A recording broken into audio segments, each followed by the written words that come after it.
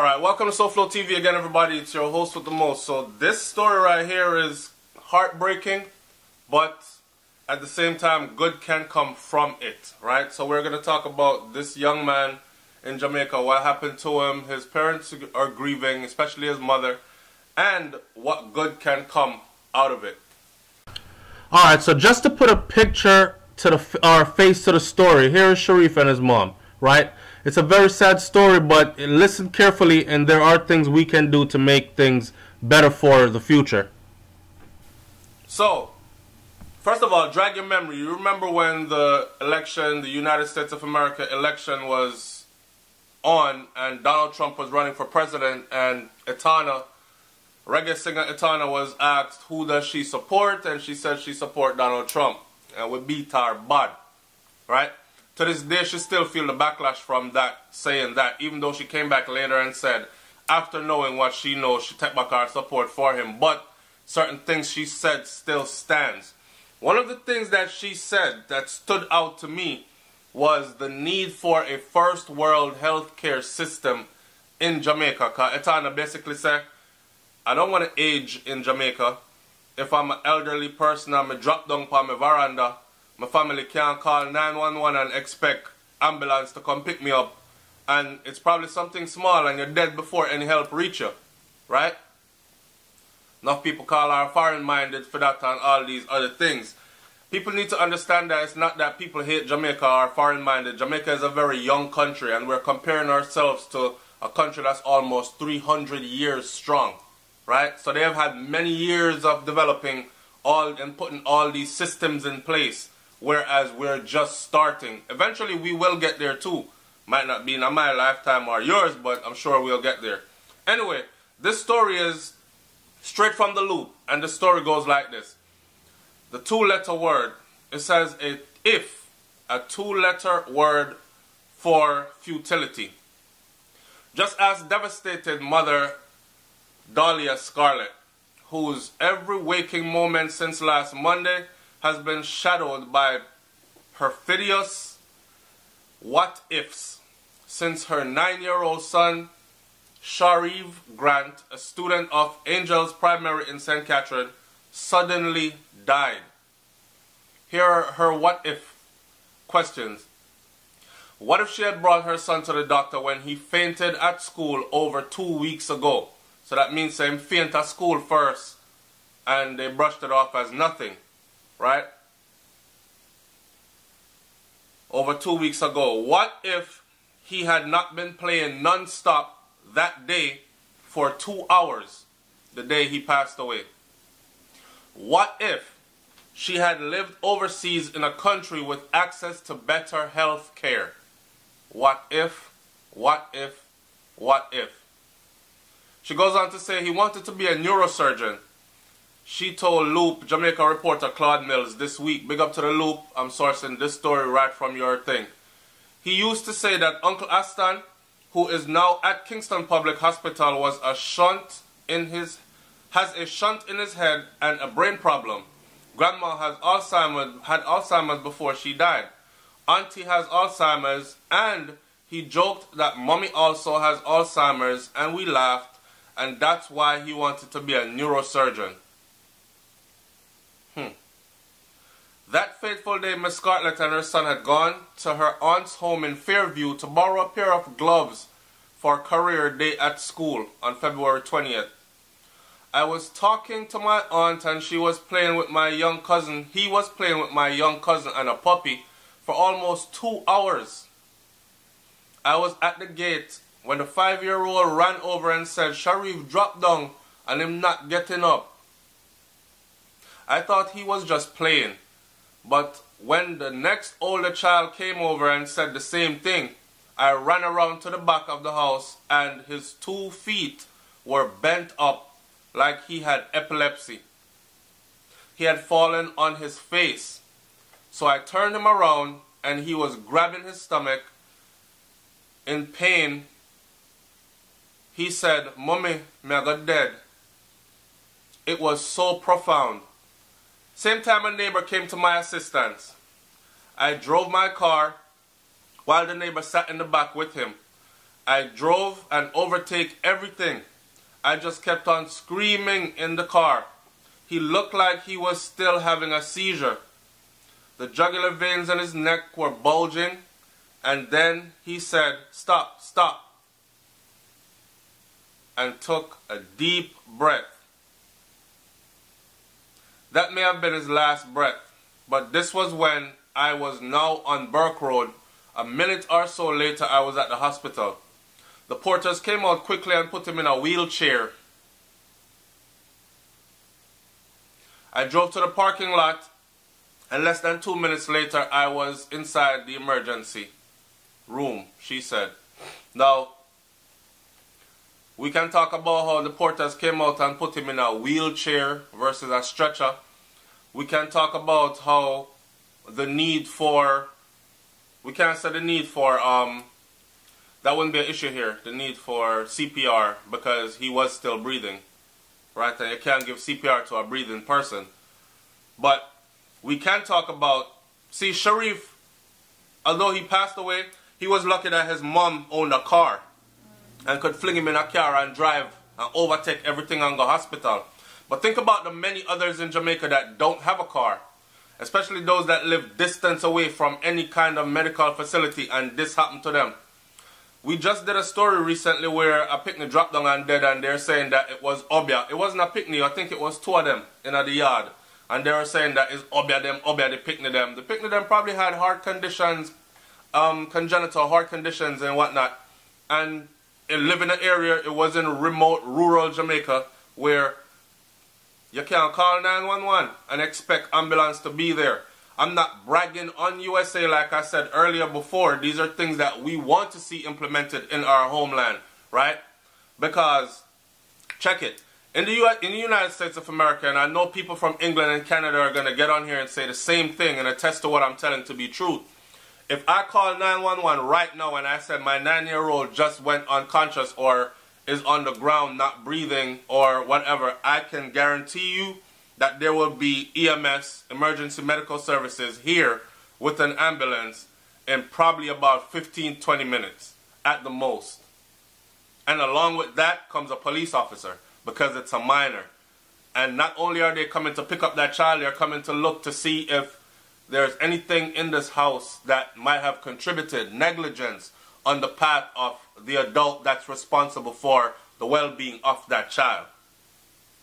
You know what I'm saying? So, all these things need to be implemented in Jamaica, man. She went on to say stuff like there were 2 doctors and 3 nurses, and one was doing anything. One wasn't doing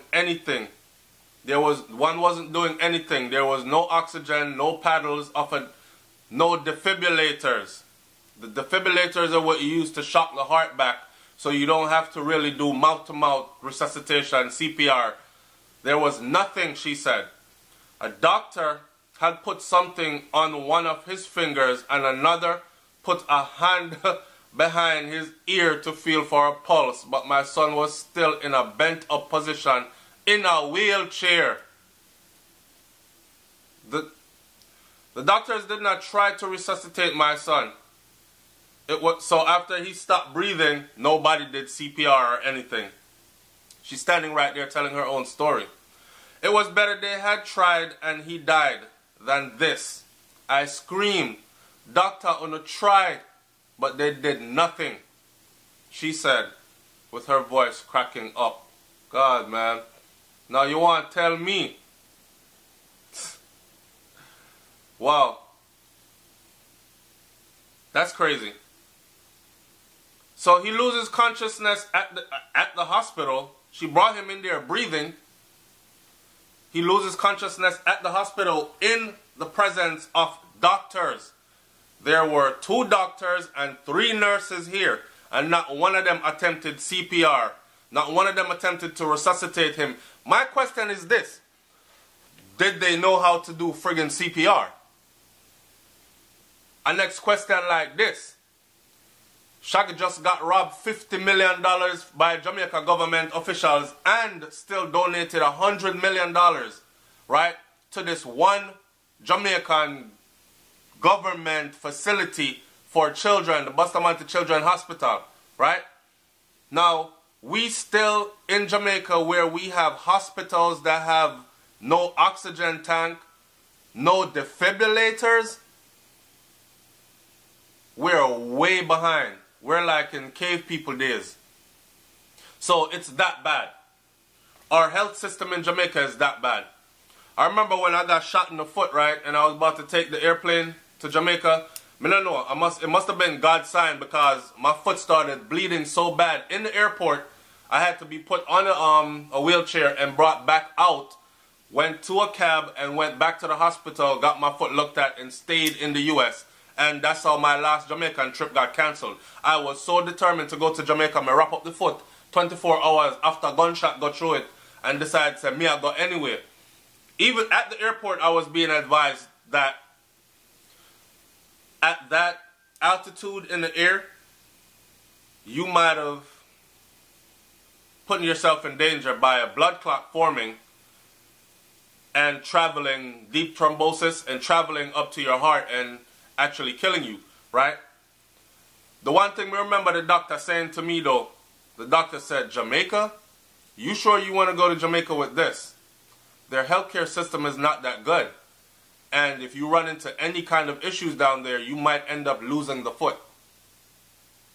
So even doctors up here know that. I don't know if it's about this.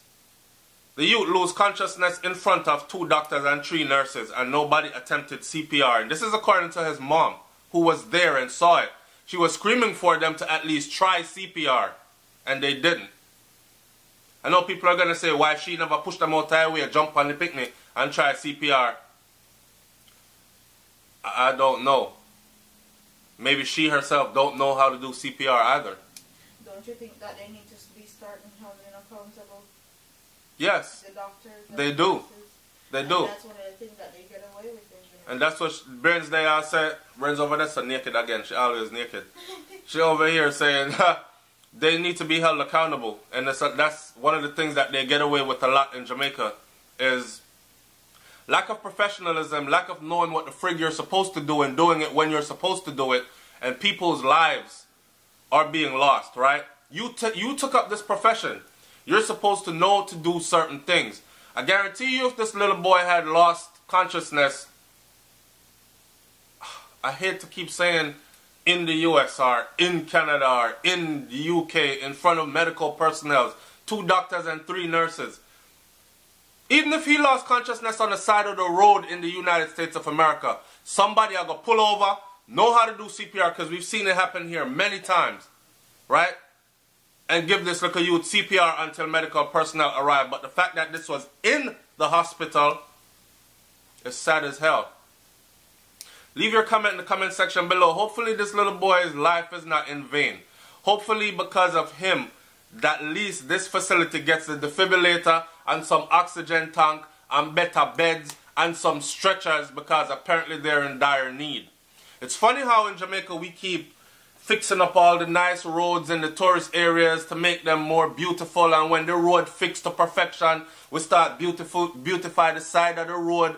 Big up Andrew Holness, call you out again. We start beautify the side of the road with flowers and beautiful things, and welcome to Montego Bay, yassa. Welcome to Ocho Rios, Dessa. All the new hotels going up and all these things, and nobody is investing in healthcare. Nobody is investing in the well-being of our children, their health.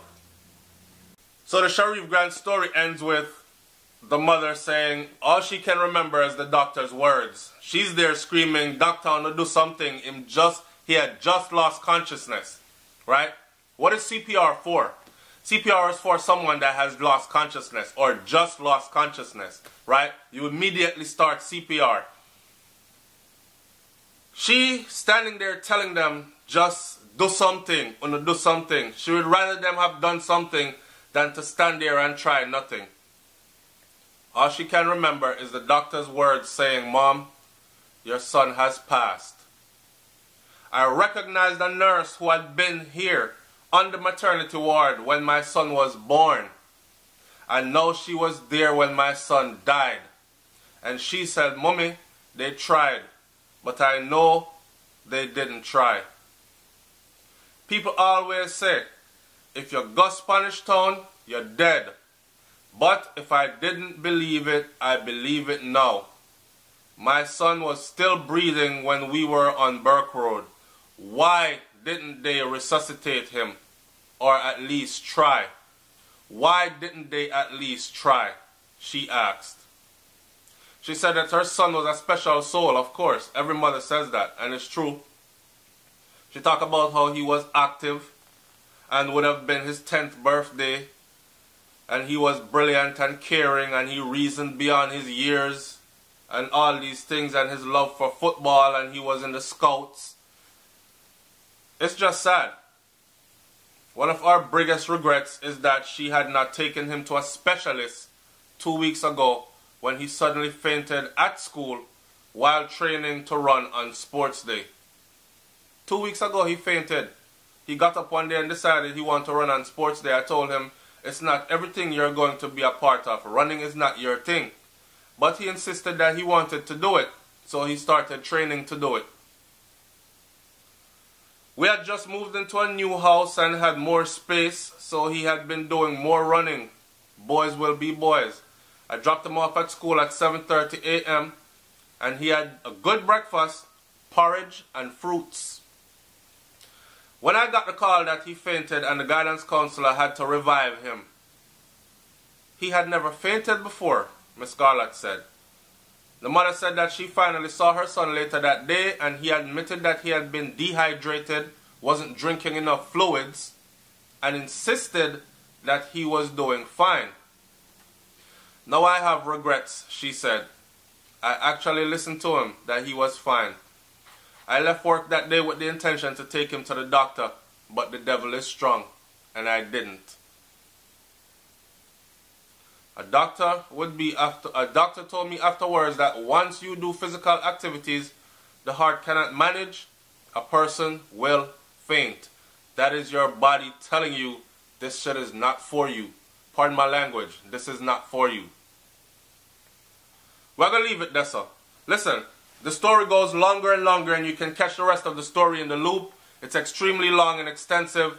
I don't want to read out the whole story for you, but I think we beat down the part where we say Spanish Town Hospital, along with many other hospitals in Jamaica, need urgent attention, right? And people like our Prime Minister need to look into these things. Minister of Health need to look into these things. Andrew Holness need to draw them up.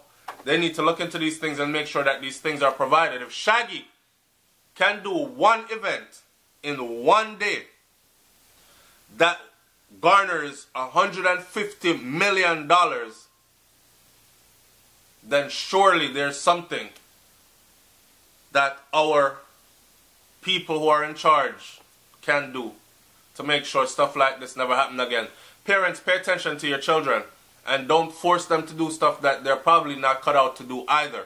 This little boy wanted to do this, but apparently he wasn't ready. Maybe if he had built up slowly, but you can't just get up one day and talk about you want to run upon sports day. This should have never happened in 2018, but it did. Sad ass story. Sharif Grant, rest in peace, little youth. That's all we can say, and we hope better comes off this, right? I'm out. Peace.